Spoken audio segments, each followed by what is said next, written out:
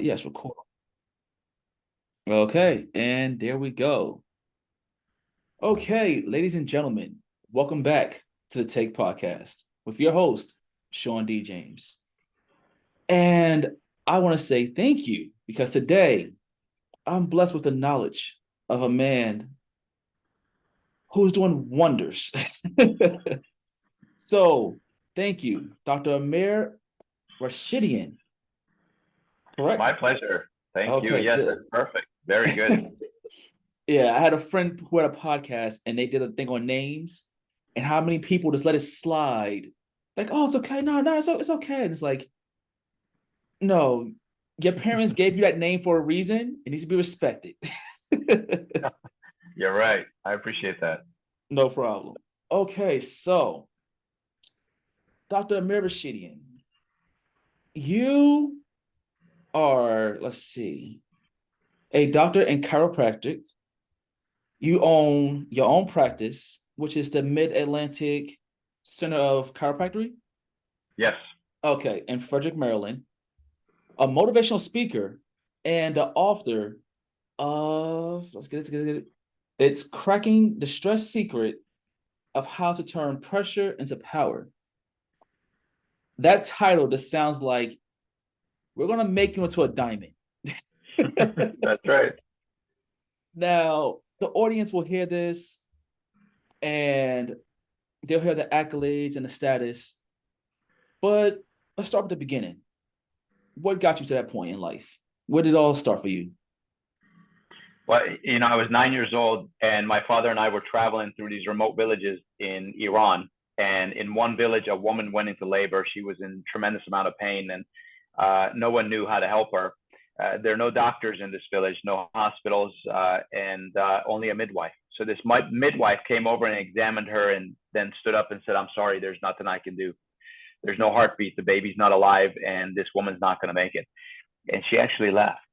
And at the age of 9, I was looking into the eyes of this young woman who was just told she's not going to live another few hours. And I started to have this panic attack. You've seen little kids cry. I'm having trouble catching my breath. Chest feels really tight. My heart's pounding, and tears are coming down my face. Well, my dad saw me, he picked me up, he carried me out of there, he calmed me down. The two of us climbed down the mountain. We got in our car to drive home. And on the drive home, I said, "Dad, I don't want to feel like that ever again." "Like what?" "Helpless. Like there's nothing I can do to help." And he said, "Well, what are you going to do about it?" I said, "I'll go be a surgeon. I'll be the best surgeon in the whole world. I'll carry my medical bag with me everywhere I go, and I'll just save lives." And that was the plan. 10 years later, I was a student at George Washington University, and I was on track to move on to medical school eventually. And I went home for Christmas break, and my dad had this big thick white neck brace on, and you could tell by his eyes he was really under the influence of some serious painkillers, and he was limp and numb from the shoulders down. He couldn't lift his arms to even give me a hug to say hello. And so Wow. we ended up going to doctor, trying to figure out what's wrong with dad. Every doctor we went to said, "This is way beyond my scope. You're going to have to go to this other doctor." Finally, we ended up in a neurosurgeon's office. The neurosurgeon said, "Sir, you needed surgery yesterday. You've got massive arthritis, bone spurs degeneration, the spinal canal is narrow, there's pressure on your spinal cord, and if we don't find a way to decompress, this is not going to end well." They said the surgery is going to require us to break and remove the bones in the back of your spine to take pressure off the spinal cord, and then we're going to put rods and screws in your neck to fuse your whole neck. You'll never turn your head again. You may not regain function of your hands, but we're hoping you'll have less pain. And they said there's a chance you're going to die because you're old. Now, dad was 70 years old, but there's such a thing as a young 70 and an old 70. He Yeah. wasn't young. He was the older 70. He hadn't taken good care of himself. So we got in a taxi to go home after the third neurosurgeon. They all said you need surgery. We in the taxi to go home. And I'm sitting in the back of the taxi. I'm holding dad's MRIs and x-rays and CTs and medical records. I looked over at my dad sitting next to me with his, neck brace. And he's just cringing because I can tell every bump that taxi hits is sending a lightning bolt of pain through in his bodies. And looking at his eyes, I could tell he just didn't want to live anymore. And so I start to have that same feeling I did in that village, looking at that woman slowly pass away in her husband's arms. And I'm looking at my own dad suffering exactly the same. And I started getting a little teary eyed. Well, this taxi driver looked at Dad and I in his, rearview mirror, and Mm-hmm. he said, "Sir, I noticed you're in a lot of pain, and I know you asked me to take you home, but there's a chiropractor right down the street. Would you rather me take you there?" Now, I was a 19-year-old know-it-all, so I said no. Dad was terrified of the surgery, so he goes, "Yes." So we end up in the we end up at this chiropractor's office. The chiropractor said, "Listen," he looked at the MRIs and X-rays that I was carrying. After studying everything, did a quick exam. He said, "I can help you." He said, "I'm not going to put rods and screws in your neck. I'm not going to have you on painkillers, and we're not going to do any cutting. With my hands, I'm going to adjust to take pressure off the nerves, and little by little, your body will begin to heal." And he said, "It's not going to be easy. You got to be here 6 days a week for the next 6 months. Can you handle that?" Dad said, "Whatever I got to do, I don't want the surgery." He did it. 6 months later, Dad walked in. He had full use of his hands. He could turn his head. He's out of pain completely. My dad lived another 18 years. He lived to be 88 years old. At 88, he was younger than when he was 70. He'd get up in the morning, go work out, go visit his friends. All of them are in nursing homes, but not my dad. He lived Wow. long enough to stand next to me as my best man when I got married. He lived long enough to meet my first son when he was born. And that's what led me to want to be a chiropractor. I thought it's the most amazing thing. You get to change things on the inside of the body without cutting them open. So that's what I did. 23 years I've been a chiropractor. We own two locations. We're a team of 3 doctors now, 15 employees, and we see well over 10,000 patients, total of 24,000 office visits annually. So very busy, very high volume, and we're just growing because I really think people need to be away from drugs and surgery. That is amazing. It's amazing. And I want to say it's a beautiful thing. The fact that he was able to live that much longer to turn around and be there for those milestones and life events. Because it's like to hear that, sir, you might not even survive. You're not going to be able to have the full turn of your neck and this and that. Those limitations alone will just have me go, I'm 34 right now. If I was told that, I'd be like, you know what? Yeah, no hospitals. I'm about to try to everything I can find that's gonna be the holistic approach. Like Right. that's my mindset there. Um, what was the cause that put your father in that type of medical situation? Bottom line is it's an accumulation of all the stressors in his life, Mhm. and then he had been in multiple car accidents. That a lot of times you feel your neck gets a little stiff, and then it goes away and you forget about it. The problem is the misalignments that occur from those accidents. They don't forget. They don't go away. They begin to degenerate. So it's kind of like a snowball effect, where it's a really small snowball at the top of the mountain, but as it gets bigger and bigger near the bottom of the mountain, now it's an avalanche. So you Got can't you. ignore little things like that. I want to say one other thing when you mentioned milestones and being there for those things. I want to say something about how when you take good care of your health, most people think, "Oh, I'm doing it for me." The problem is you're not. You're doing it for the people who love you and care about you. Because Yes. when my dad was sick and suffering and hurting, he was not the only one who suffered. I suffered, my mother suffered, anybody who cared about him did too. And if you take good care of your health, it's because you love your family, you love your friends, and you don't want to be a burden on them. You don't want to be left having them needing to take care of you. So it's Mhm. actually the most selfless thing you can do to take care of your health. The easy thing to do is you let things slide. Eat what you want, do what you want, don't exercise, don't take care of yourself. That's the easy thing. That's Mhm. the selfish thing. And that's going to lead to terrible places. That is so true. At my job, I see it. A lot of people they go, "Oh, it's just a pandemic. I just put a little bit of weight on from the pandemic. The little stomach. I'll lose it real quick and this and that." Then you got set in that for so long, it almost became routine, a part of life. They start looking at people and you go, "Wow, I haven't seen this guy in months. He put some weight on." He's like, "Yeah, it's life. I was stressed, a lot of overtime, not enough sleep." Mm. And I just look and go, You want me to take some of that overtime for you, help you out? I mean, you got a new baby on the way. What you gonna do here, man? That's So right. you're a father yourself. How many kids do you have? I have three boys. Wow. I have me and my wife, no kids, but let's see, my brother just had his baby reveal on Saturday. So now that's two brothers with one boy each, and sister with a boy. And then got the Wow. god kids, five over here, one here. So I'm like, oh, we're good. We're good. We'll set the nice little accounts for all the kids. We'll babysit when you need it. I'm good enough right there. So how That's right. has I want to say how has it been balancing the business both with being, the chiropractic, the motivational speaking, the book, fatherhood? How's all that been for you? Because you said there's a high volume with two locations. My philosophy is you don't separate life. Life Mhm. is life. Everything is life. Business is life. Personal is life. Marriage is life. Parenting is life. It's all life. You try to separate it, then you have to create time and energy to put in each one. I mix it all up. So I'll bring my kids to work. So Okay. the older one, I'll actually put him to work. I'll say, "You're working today. Yeah, you don't have school. You're coming to work." And you can route patients. You can tell them where to go and pull people's files up and so on. But yeah, I mix it all up, and I think that's how it works. Because during the week I work long hours, uh, Mhm. but on the weekends I'm with the kids all day and try not to plan anything business wise, and I'm with them. But during the week, yeah, when I get home, it's pretty much close to bedtime.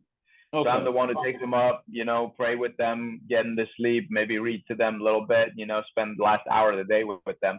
In the morning, a lot of times I leave before they get out of bed. But if not, they're all into fitness. So maybe we'll all do a little workout together or something, just for fun before I leave. Well, that's good right there. Nice family health. Keep it all around. Going good. Yeah. Now, you said as a child, your father would take you to villages. Where were you originally from? I was born in Iran, and Okay. Dad he owned a large construction company. So they Hmm. built his company built hospitals and government buildings and so on, large office buildings. And so every once in a while he would go to these villages and he would have a crew come out and maybe bring plumbing to the village because they didn't have any, or bring power lines or something just to Nice. help out. And a lot of these villages, because they were so poor, and this is kind of a disturbing fact, is if the family had boys, the boys could work the land and make some money. If they had girls, sometimes they couldn't take care of them, so they would sell their girls. So my Wow. dad would go over there, and when he would find families who had girls, little girls, I'm talking like 8, 9 year old girls, someone would come and buy those girls from them. So my dad would give them money. He'd say, "Listen, don't sell your daughter. And if when I come back next month, if your daughter's still here, I'll give you more money." So he basically he's trying to do his part, helping out. But that's why we'd go travel around. He did a lot of stuff for a lot of people. Wow. That is that is amazing right there. Like it was during this time, this was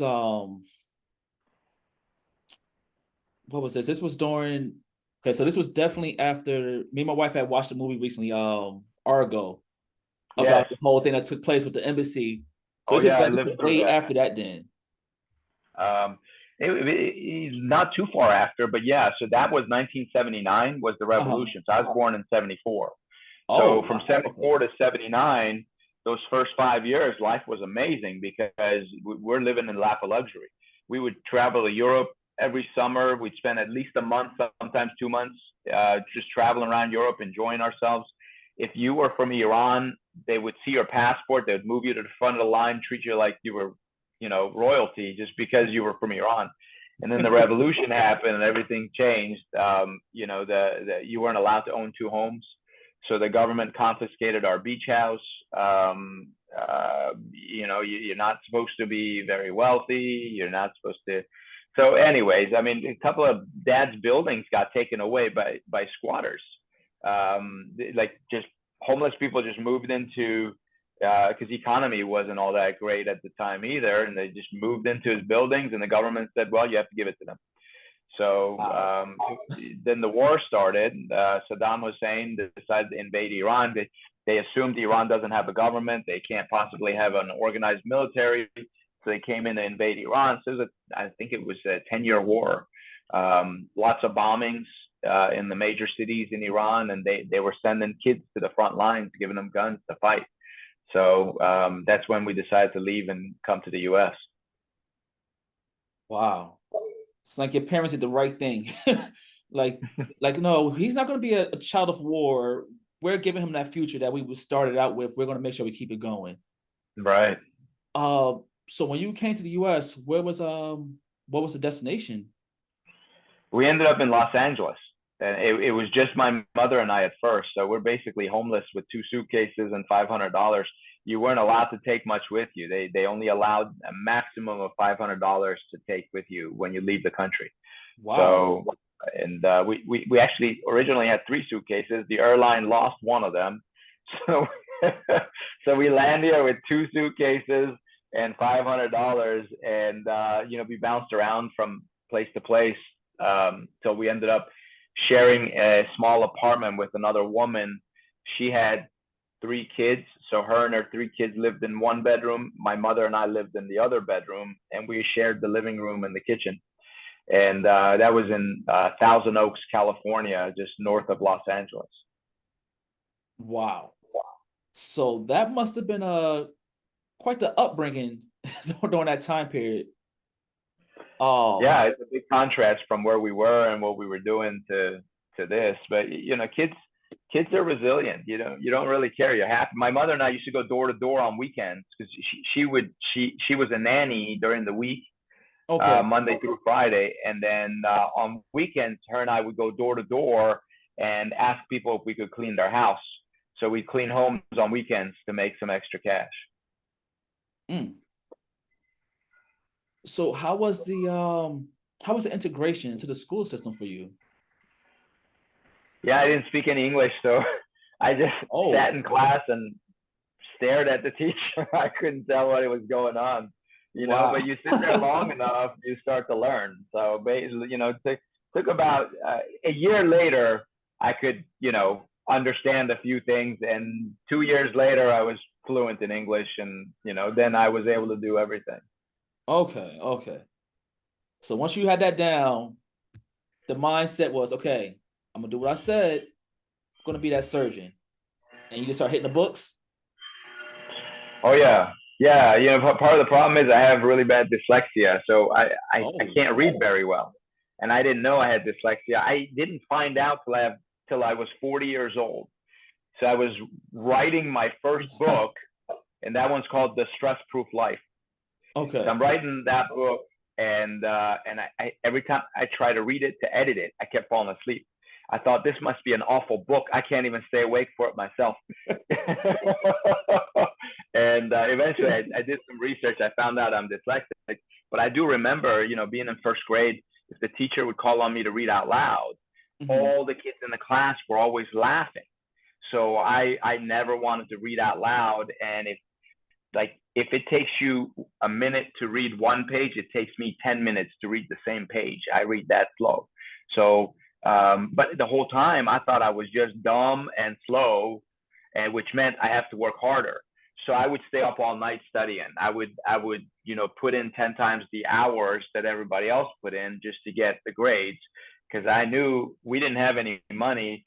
So when the new semester would start in high school, I'd go to all my teachers. I'd say, "Ma'am, we don't have any money, but I need to get to medical school. So I need to get an A in your class. So will you help me? Tell me what I need to do to get an A." So I tell them up front. I say, "And I'm really slow. So will you help me? Maybe some extra credit or something." So the teachers always enjoyed me saying that to them. So they would help me, and sometimes they would let me do an extra assignment, do an extra paper to pad the grade, so I could so I could get some good grades. Because if I didn't get a scholarship, I wasn't going to college. Yeah.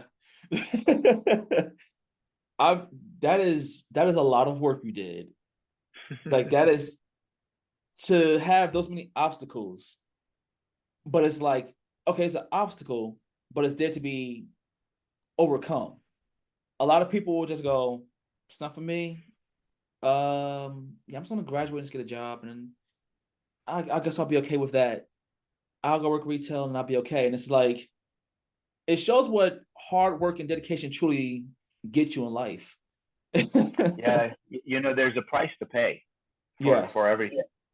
And I found the number one reason, I won't say the number one reason, but one of the biggest reasons a lot of people fail to achieve that life that they dream about is Mm-hmm. because they're not equipped to handle the stress that they're going to face as they pursue that life. And so they say, oh, this is too stressful, or this is too much, or I'm too young, or I'm too old, or I'm not strong enough, or whatever it might be. And they use that as an excuse. There's a famous podcaster. He says they sell their dream. They sell their dream for the comfort. They're like, oh, this is taking too much time. So they sell the dream so they'll have more time. They'll sell their dream so they can have more comfort or less stress. Don't sell your dream. You go for it long enough, you stick with it, you're going to get there. I can tell you from where I came from to where I went through, this is a dream life we're living in now with my boys. The things that we have, the relationships that I have, the marriage that we were able to build, all of that, it's incredibly powerful. And one of the things I do want everybody to understand is there was a time where I was working extremely hard because we were going through this growth phase in the business. This is many years ago. And my dad said, why are you working so hard? Aren't you worried that you're going to sacrifice your health just to get ahead in life? And I said, well, yeah, I don't want to sacrifice my health.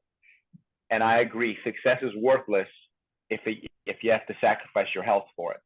But I want to say this too. I believe health is worthless if you sacrifice your dreams, goals, and ambitions. Both are worthless on their own. If you're totally healthy, but you got nothing to show for yourself, you haven't accomplished anything, you haven't blessed anybody, you haven't served anywhere, you haven't made the world a better place by being on this planet, then your health wasn't used properly. At the same time, if you're super successful, but you're not healthy enough to enjoy it, that's a waste too. So you gotta go for both, and you can have both.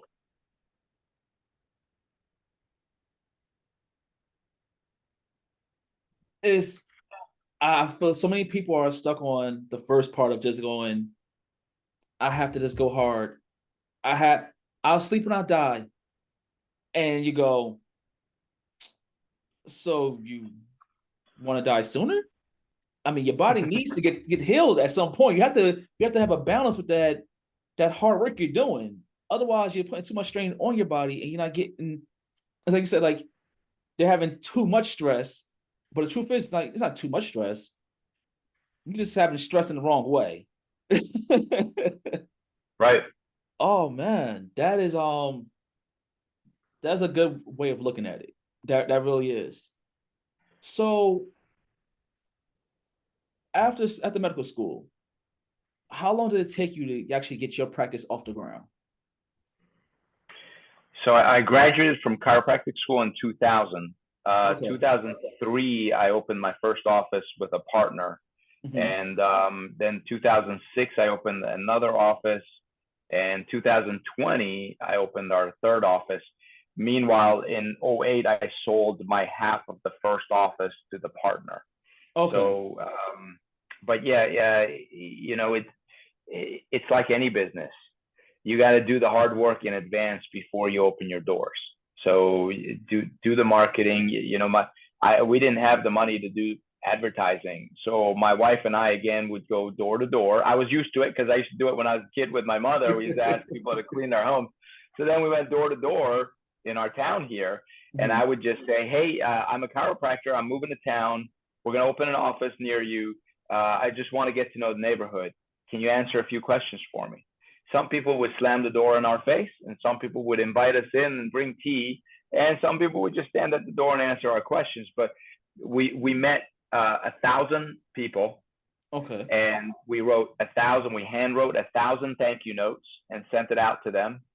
And then when we opened our office, we sent them a letter saying, thanks to you, we were able to open our office. You were gracious. You gave us a lot of good information when we came to your door. So we want to offer you a free visit. Come on by, see the office. So they came in, and that's how we built the practice. Just, blood, sweat, and tears. I feel a lot of people have become so accustomed to the electronic era that they don't think about the power of handwritten letters anymore. To get that in mail, like you get the mail and you just go, what's this? Junk mail. Oh, you qualify for a pre-owned for this, trade your car in. But then a family member will send you something for the holidays. And you just go, oh, wow. Let me send them something back. It's a boost in the system. It just feels so good. So that was excellent marketing. That was some good marketing there. So while you was building a business, what motivated you to create the book? Yeah, the first book was written for my patients because a lot Okay. of them would always say, stress is the reason I'm sick. If I didn't have so much stress, I wouldn't be sick. And I always had to explain to them, it's not just the stress, because you got plenty of people who have more stress than you who aren't sick. And then you got some people who have less stress than you and they are sick. Mhm. And so it can't be that. It's got to be more. The difference isn't the stress, it's you. You can put two people in the same situation. One of them will have a heart attack, the other won't. The situation didn't change. What's different is the person. So you got to get stronger. See, nobody gets stronger by going to the gym and lifting less weight. You only get stronger when you add weight to the bar and pick up more. And every time you challenge yourself and you can't do it at first and you keep trying, eventually you can do it. Now you're stronger. But if I go to the gym and take weight off the bar and do less, and less, eventually there's no weight and I can't lift that either. So I get weaker. When we reduce stress in our life, when we constantly focus on reducing stress, we're just going to get weaker. Now, a little bit of stress will make you sick. A little bit of stress will make you susceptible to injury. And that bottom line, that was what I would explain to them. So I thought I'd write this book. The first one, like I said, is called The Stress Proof Life, The Secret to Health, Wealth, and Happiness. And it's basically about putting on this stress-proof vest, like a bulletproof vest, where stress will hit you. It'll probably hurt, but it's not going to kill you because you got your vest on.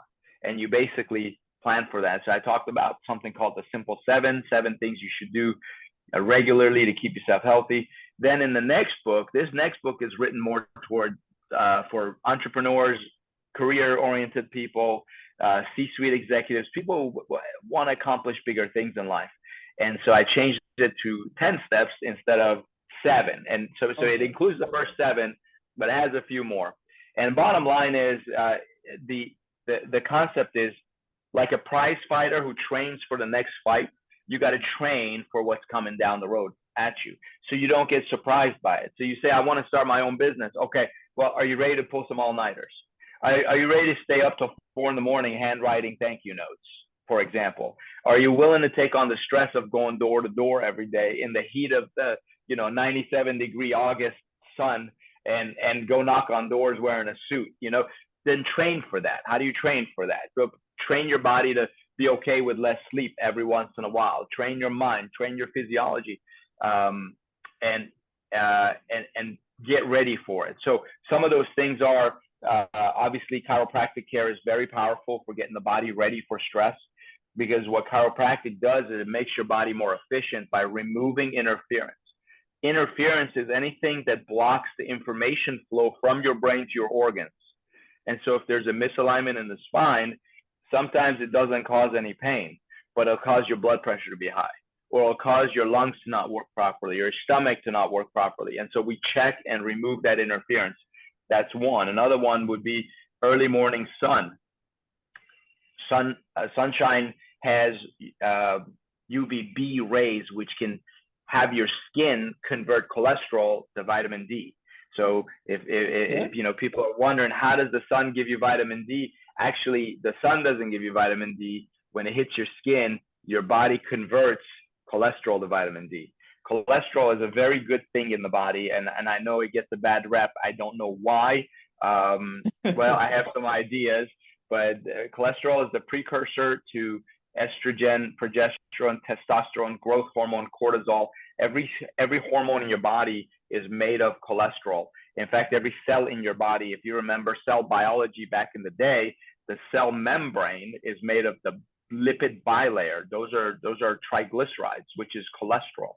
And so if you hit me with a bat on my shoulder and give me a big giant bruise, my liver will start to produce cholesterol so I can repair the cell membrane of all those cells that just got damaged. And when it's repaired, my cholesterol will go back down. So cholesterol is something that constantly fluctuates, and checking it once a year doesn't tell you the picture of exactly where your cholesterol is. So anyways, sunshine. Another one is toxicity. When toxins are high in the body, cholesterol tends to be higher because the body's under stress. You're removing toxins from the body. The other one would be feeding your deficiencies. If you're deficient in a mineral or a vitamin or an enzyme or a coenzyme, you should be supplementing with those things. Another one is exercise. As little as 3 minutes of exercise a day is powerful. If you want to do short exercises, Dr. Zach Bush did a video called the 4-minute workout. Look it up on YouTube. It'll benefit you. I like to go lift weights in the gym, but before I do in the mornings, I always do some spinal exercises. Takes me about 17 minutes. I haven't missed a day in over 12 years. And that's what I do first thing before my coffee, before my quiet time. I do those exercises every single morning. Music is very powerful. You've seen people who are old and frail. You haven't been to a wedding. They sit at the back table. They all got their walkers next to them. But this one song comes on and they get up on their feet. They start dancing. You go, I didn't think they could dance. I didn't think they could even stand on their own. But music can enliven people. That's why athletes will use music to get in the zone. Because if you can think of a time in your life where you felt invincible, play the song that was playing on the radio back then, you'll feel that again. You can make yourself healthy and young with music. Exhale is the most powerful part of breathing, because inhale is fight or flight, exhale is rest and repair. So if you scare me, I'm going to take a big gasp and breathe in. When I realize everything's okay, I do a slow exhale. They call it a sigh of relief. So if you just make sure that once a day, maybe twice a day, you take 10 breaths where you breathe in for a count of 10 and exhale for a count of 20, you will instantly increase your tolerance to stress and be able to handle stress much better. So inhale for a count of 5, exhale for a count of 10 breaths, twice a day. In fact, in my book, I talk about how that can make you lose weight. Then sleep is a powerful thing. It's not how long. Seems to be a little controversial because people go, oh, you got to sleep 8 hours every night. That's not true. You got to sleep deep every night. So it's how much deep sleep you get that makes you recover. And so you have to make sure your body's in the right environment to sleep deeply. And we can certainly talk about that. Well, the last step, I just went over 9 of them. The last of the 10 is you got to surround yourself with the right people, because they will help you. You will feed off of energy. Watch these podcasts right here. Hang with Sean right here. I'm telling you, when you listen to these things, when you talk about success, it's just going in your ear. Trust me, it's doing things in your body. People hang around sick people, get sick. People hang around healthy people, get healthy. That's a fact. Dr. Dean Ornish did lots of research on this. He said, if you want to reverse heart disease, hang around good people, go for a walk every day and eat lots of vegetables. Literally, he's the only doctor on the planet that has reversed heart disease. Well, they'll do an MRI and they'll show the plaquing in the arteries got reduced. Wow. About us 3 simple things like that. It's like people go, nah, it's too simple. It can't be true. There has to be more to it. It's like some things in life are that simple. Absolutely. You know, it's funny when you said the music and deep sleep, because I always like to combine both. So I work nights. So I come home during the day and I'm like, yeah, I'm going to put this deep meditation music on. I'm going to put the handpan music on. I don't even know how I got to handpan music. All I know is I heard it and I went, that is soothing. Next I know, I'm just on a yoga mat and I'm knocked out sleep. Wake up 4 hours later. I'm like, how long was I asleep for? Oh man, this is like, I feel wonderful. I'm good to go. I'm ready to go. I like you said, like some people they're not ready for that Right. type of no sleep, and they're just like, oh, I can't go long hours. I have to get my sleep, and it's like, how well do you actually know your body? Mm-hmm. How far have you actually pushed your body to that limit to where you actually know how much sleep you really need, how much you don't need? I've being that I work nights and my wife works days. On my back-to-back days off, I end up syncing up to her schedule. And the next, I go to work the next day and they're like, you okay? I'm like, yeah, I didn't sleep. I was up on her schedule. So now I'm by the time I get off work and I know I'm not gonna go back to sleep, I might be at 28 hours, maybe 32 hours straight. And they'll go, how are you doing that? I'm like, I've done it so many times now, I'm kind of just getting used to it. But I know when I go to sleep, I'm gonna sleep between 7 to 12 hours. And then my body will be feeling so wonderful. Next, I'm gonna go do laundry. I'm gonna go do this. I'm gonna do dishes. Hey, do you think I'll go to the store? It's 2 in the morning. ShopRite's 24/7. Costco's closed. I'm gonna go there. Okay, sure. Go get some groceries. It's like you have to. You truly need to learn how your body reacts. I feel people rely on the doctors so much, and then, like you said, you can't just check your cholesterol and these certain tests, blood tests, and it's like, okay, you're good to go. Well, bring that down. I'll see you in 6 months. And you're like, okay. Next, it's like, oh, you need to lose weight. Okay. Then you hit a plateau. And it's like, well, did you change your diet? Did you exercise? This and that? It's like, well, yeah, I did all that. How's work going? Oh, I've been doing some overtime. And next, it's like, oh, you need to take off for overtime. Yeah, well, the economy's in a certain way. I need the cash, inflation, this and that. I live in Jersey, so Oh, it's a difference. oh yeah. And Oh people, yeah. they then it's like, well, that's when people I feel start having that mindset of I'm going to go to a holistic approach because you know what, I don't want to be on medication. I see how my grandparents are, maybe my parents, and it's like I don't want to do the medication route. But then you have doctors who just say, no, no, I think it'd be best for you. And if I have a doctor that says, no, you need to take it without us having maybe a different approach, I don't think you're the right doctor for me. This will be my last visit. And I'm going to go on Cigna through my insurance and go find another doctor that has a better, reviews here. Yeah. um, Tell me, how has the pandemic affected your business? Because I mean, you said you opened a second location right in 2020. So, Yeah. So we had signed a lease on a new office space, and then everything shut down. So because we signed the lease, we had to follow through and do it. It turned out to be a good thing. One of the most powerful blessings we got was the state and the federal government deemed chiropractic as essential. So until then, chiropractors were not essential, but because of the pandemic, they said we're essential. In fact, a lot of hospitals and urgent care centers were saying, unless if you have aches and pains, don't come in here because you'll get sick. Go to chiropractors. So it was actually very good for us.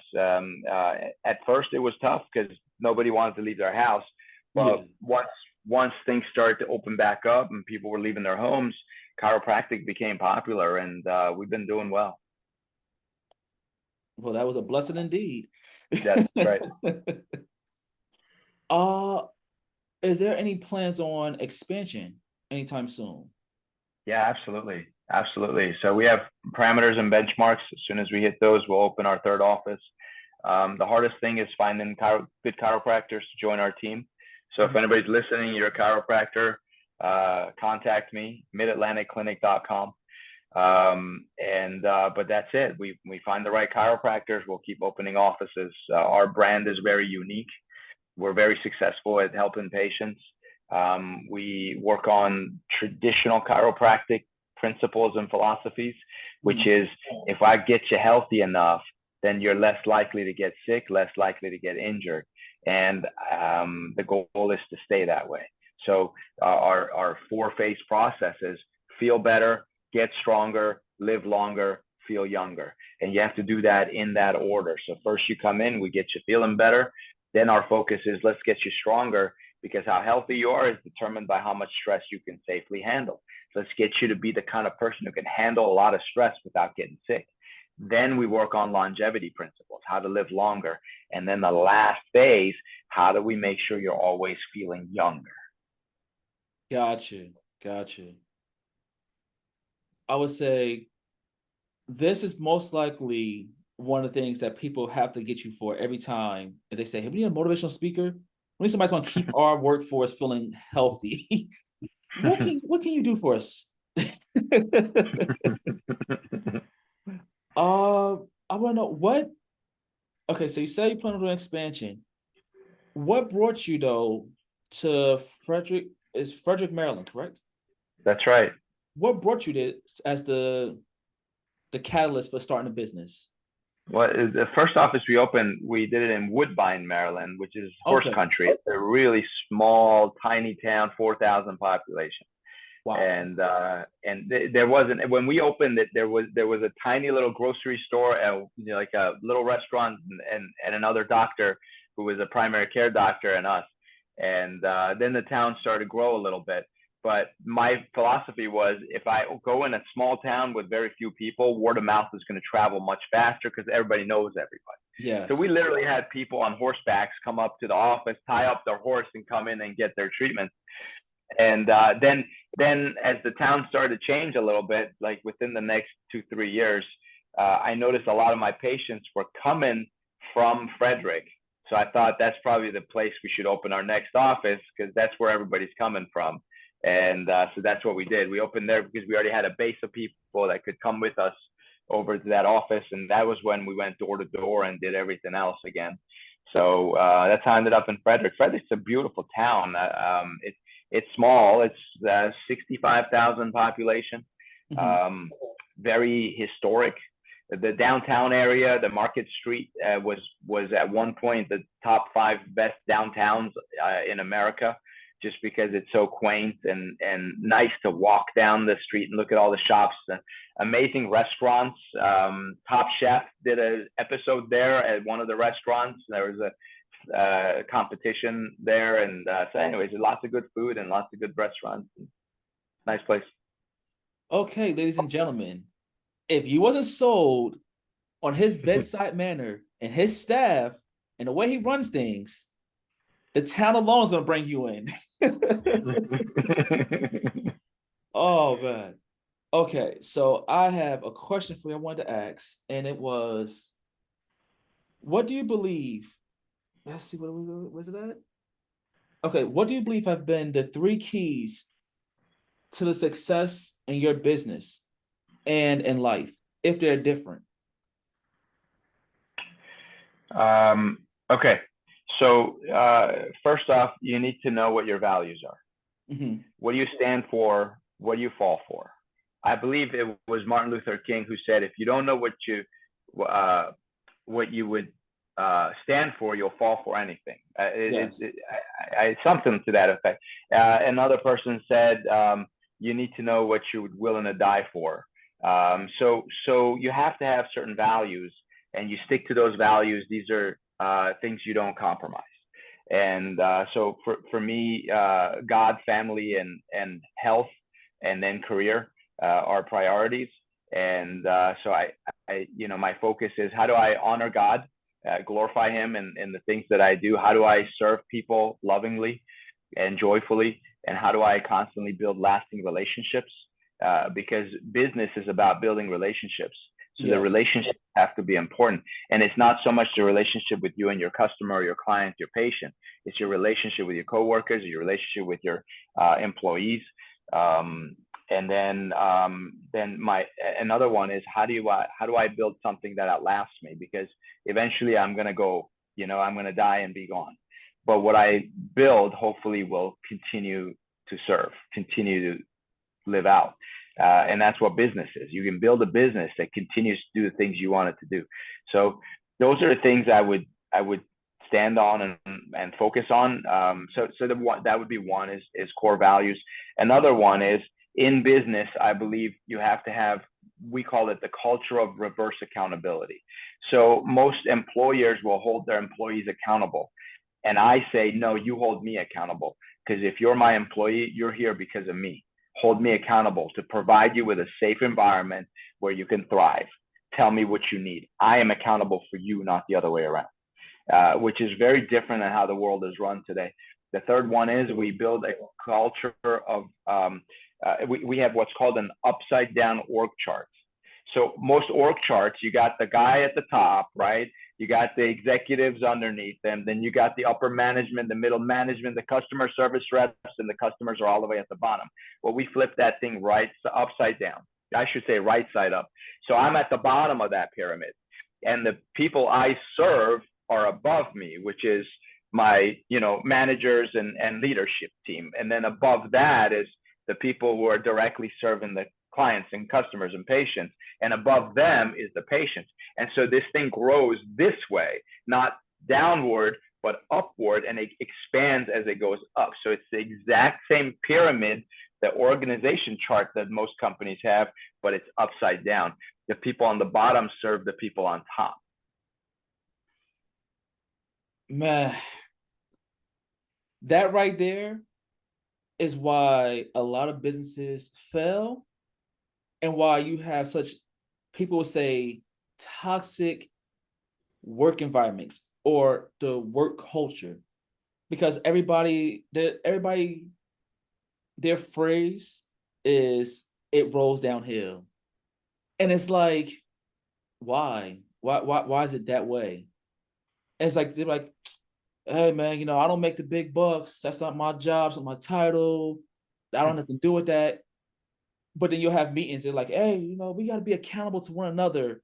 And you look at the jobs and you go, yeah, work culture is bad. This is why people leave jobs. But I can see from the way you have the culture set up, your staff has to be like, yeah, it's no point in me leaving. Why would I leave? Money can only do so much in life. I can say, I'm going to get paid this much more. It's like, okay, I'm getting this here. I leave. If I leave Amir, I'm going to make this much more. But then what is the work environment going to be like? Oh, it's gone. Okay, then you know what? It's not worth it. I'm putting myself in a bad environment, and that's mentally and emotionally not going to be worth it. So kudos to you and your staff for just having that. I would say a family. I feel like it's almost like your family there. It has to be that. It definitely is. And again, we go against the grain because everybody says the customer is always right. Mm-hmm. Serve the customer. And I always say, no. My employees are always right. I know who they are. I selected them myself. I put them where they are. I know they're right. So if a customer accuses my employees of something, I usually back my employee and say, listen, I don't think my employee would have said that or done that. And then at the same side, my employees are smart enough to go, hey, Doc, I think I did make a mistake on that. And if they own it, then that's different. Then we'll work together to make things right. But I never let an employee get bullied by one of my patients or clients. Mm. Yes. Ladies and gentlemen, this is an example of leadership. Oh, okay. I want to be respectful of your time. We're coming up close to the hour. I want to know, is there any plans in the future for another book or anything else that you have, anything you want to plug in, like a YouTube or anything like that? Sure. We do have a great YouTube channel. It's called Real Chiropractic. So a lot of this information is on there. A lot of health related things are up there. You mentioned weight loss. We have a great video called 7 Simple Secrets to Weight Loss that no one will tell you because they don't cost money. So if you're interested in nice, easy, cost-effective weight loss plan, take a look at that. I think it's a 2-hour video, but we have short videos too on the YouTube channel. My office website is midatlanticclinic.com. My personal website is drrashidian.com. Obviously my latest book was #1 bestseller in 4 or 5 different categories. It was #1 new release when it came out in October. And you can find that on the website. You can find it on Amazon, Barnes and Nobles. It should be everywhere. And plans for another book. Every time I finish a book, I say, that's it. I'm done. I put everything I knew into this book, but then something else comes up. And so I've started working on a type of devotional book to help people understand just faith a little better. Okay. Gotcha. Quick question. Speaking of faith, how has that been a part of with the community? Has that been something that's been like integrated within the business itself? Because I remember seeing said he was a part of the I cannot remember. It said you were a part of the leadership of a faith. I'm an elder at our church, Grace Okay. Community Church. It all started on November 25th, 1995. I was going through some rough times in my life, and I decided I was going to pray to God. And at the end of praying, asking God what I want, I said, God, do you hear me every time I call out to you? And as soon as I said that, the phone rang. And it was my mother. She said, we're at Nancy's house doing a Bible study, and suddenly Nancy said she wants to talk to you. So Nancy gets on the phone, and she didn't even say hi. She said, Amir, I just got to tell you, every time you call out to God, he hears you. And she got off the phone just as fast. And ever since then, I've just been a believer that every time you call out to God, he hears you. I asked a direct question, do you hear me? And the phone rings. She goes, he heard you. So since then, I'm just, everything I do, God is first. Okay. Well, I want to say thank you for your time. It has been a pleasure talking with you. I will make sure to put the links into the show description once I'm in post edit here. All right. And honestly, I wish nothing but the best for you. Hopefully, we get to talk to you again in the future. Absolutely. And I want to say, from everything I've heard in this interview, I can tell that your business is going to be a pillar of your community, hands down. It sounds like it is like already established. The roots are there, and over time, that tree's going to grow. It's going to branch. It's going to come out, and it's going to be this. Everybody, come under my learning tree. Come under the shade. Relax. Get the body right, and let's grow together. So, sounds great. Thank you, Amir. Ladies and gentlemen, My pleasure. this was Dr. Amir Rashidian. Got it? Okay. Got it. And this has been, let's see, the 3rd interview for the Take Podcast, the 2nd for this year, and more to come. So as always, I'd like to say, enjoy yourself, enjoy the day, and stay prosperous. Peace. Have a good one, Amir. You too. Thanks.